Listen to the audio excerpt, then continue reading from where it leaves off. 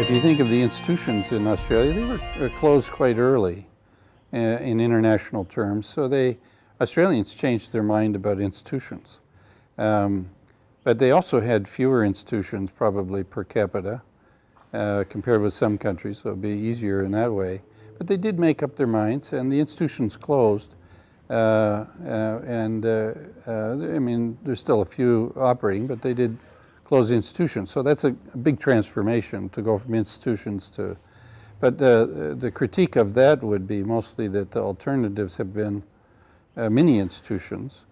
Mini institutions look far less attractive now than when you're leaving a big institution to go to a little one. The little one looks better than the big one.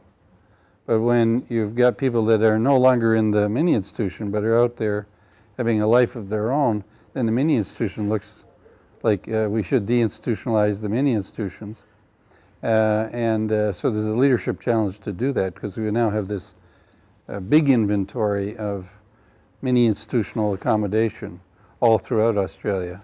And it soaks up something, a lot of that housing accommodation soaks up something like 70% of human service budgets. So how can you be in favor of social inclusion when 70% of your budget's in social exclusion and custodial, quasi-custodial settings, albeit with some social inclusion?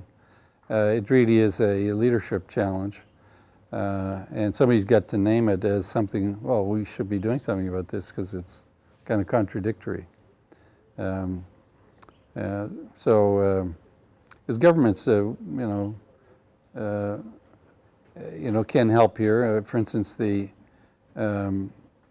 it's interesting, Western Australia has the most people in individualized options, probably of any of the states on a per capita basis, because they started early and the numbers have grown.